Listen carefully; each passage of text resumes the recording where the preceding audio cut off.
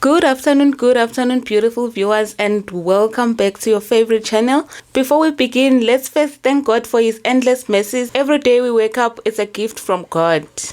And we give Him all the glory for protecting and sustaining us. God is good all the time, and His mercies endures forever. If you're still new, welcome to the growing family, and if you're coming back, thank you so much for the continued support. This is a safe space where hidden truths come to light, regrets are shared, and hard lessons are learned.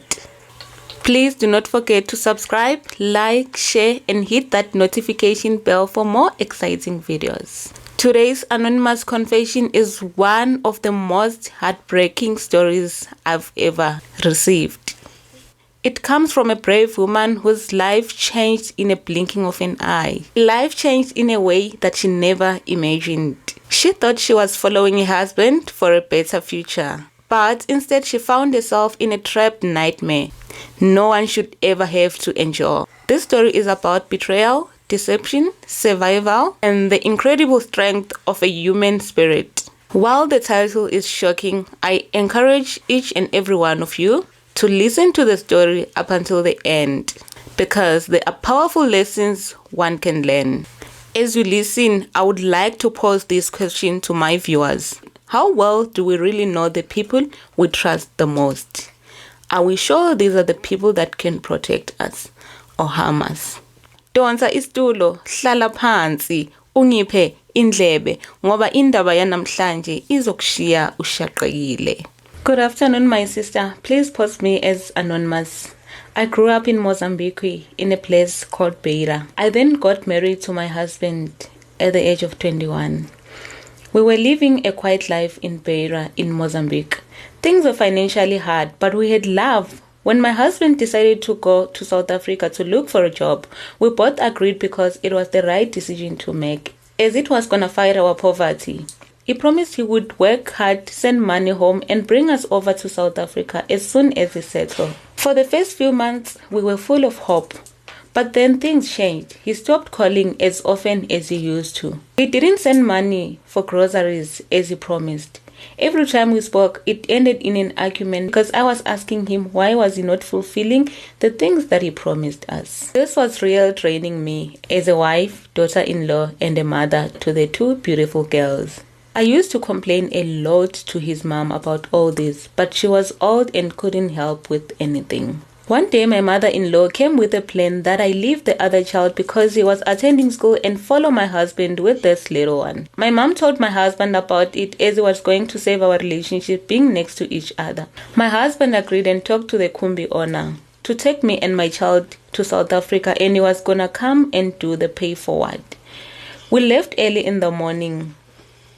Everything was okay. They were communicating with the driver. As we reached Park Station, the driver called my husband and told him that we had arrived at the station. He can come and fetch us. He said he was coming in an hour's time. We waited with no luck. He didn't show up. When the driver called him again, he said he was coming, but then he came late around 7 p.m. When I saw him approaching, I was very happy because I knew finally I was going to rest. I really wanted to go home and bath and rest a little bit.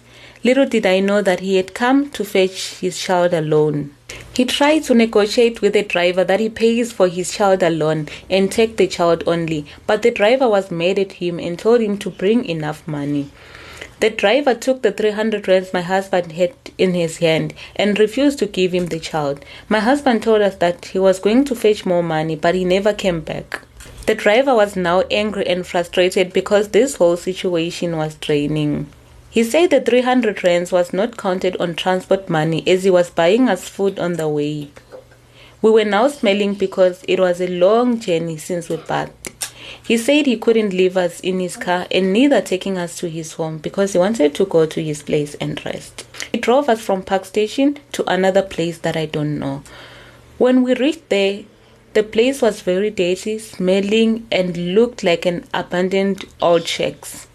When I saw a tall Nigerian guy coming out, I was shocked and started crying because I knew a lot of bad stories about Nigerians. It was clear to me that the driver was selling us to the Nigerian guy for his money. I started crying for help. asking him to take me back to Mozambique, and I was gonna see how will I pay him. But he posed a question to me and asked me how was I gonna pay his money, because I had failed to pay for myself the time I was coming to South Africa. The tall Nigerian man dragged us out of the car, me and my child, put us inside the shack. As I entered the shack, I found a lady and a guy sitting there looking frightened, dirty, scared and hungry. We were enclosed in that place for about a week. The Nigerian guy could bring us food only in the evenings, maybe didn't want the police to know that there was something fishy in those all-dragged shacks. The Nigerian guy took my passport from me. I assumed maybe didn't want me to escape. After a week, the 4 of us were taken to a flat where we were able to bath and change the clothes. We were given new clothes. As we entered the flat, we found 2 ladies there and another Nigerian guy. The Nigerian guy was there to guard the ladies so that they don't escape. I asked the 2 ladies what was happening there, but no one of them could. I asked the 2 ladies what was happening, but one of them, we couldn't understand each other because of language barrier.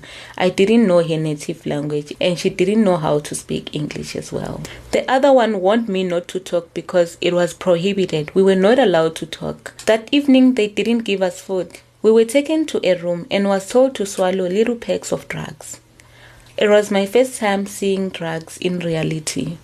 They were packed in small plastics. Personally, I couldn't swallow it because it was too big for my neck.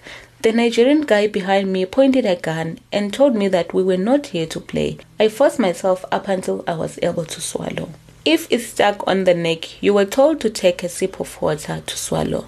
The next morning we left the flat going to the airport. As we were leaving, my child was left behind. I tried to hold her hand as she was crying for me, but the cruel Nigerian guy clapped me so hard. On our way to the airport, I heard him talking on the phone saying he was going to sell her because she was of no use as she was little. She was too young, she couldn't run the business smoothly and she was gonna disturb their business. That time I knew it was my child they were talking about. I cried begging him not to sell my innocent child.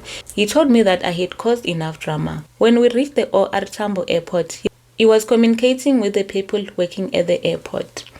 I tried to report this Nigerian guy, but I could tell that those guys were connected because the guy that I reported to told me to move as I was disturbing the queue. We left and we went to India. I started transporting drugs to different countries for 6 years. We were not getting paid. We were abused in all angles. I suffered a lot, but I had to wear a smile in public because once you try to show that there is something fishy, when you reach home, they were gonna beat you so badly and abuse you a lot. I was arrested in Morocco when the police found out that I was transporting drugs. I tried to explain to them, but they couldn't buy my story. I was arrested for transporting drugs as well as using a fake visa. All along I thought I was using an original visa. That means that Nigerian guy, when he took my passport, he went and made a fake visa. The perpetrators who did this to me are heartless.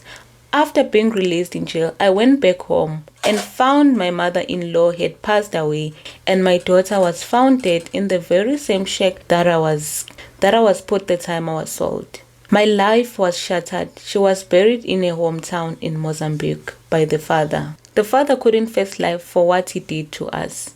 He committed suicide. I found him dead as well. My mother-in-law died of depression due to the loss of many people at once. You thank God if you come out alive. No human being deserves that experience. I would say prayer is the one that saved me because I used to pray a lot the time I was transporting drugs. This marks the end of our story. As we come to an end of today's confession, let this story remind everyone that human trafficking is real. It can happen to anyone, regardless of age, background, nationality, or gender. It often begins with trust, love, and the fake promises of a better future, before it turns into exploitation and abuse. To the brave survivor who shared a story, thank you so much for your courage. By speaking up, I would love to say you are helping raising awareness and giving hope to others who may still be suffering in silence. To everyone watching this, please be careful to who you trust. Never ignore warning signs and always make sure you look out for your loved ones. One conversation, one question, or one act of kindness could make all the difference in someone's life. If this story touched you, please leave a respectful comment below. Let's continue to support survivors with compassion rather than judgmental. Don't forget to like and share this video to others. Maybe it can help someone. Please do not forget to subscribe and hit that notification bell for more real stories. Thank you for watching.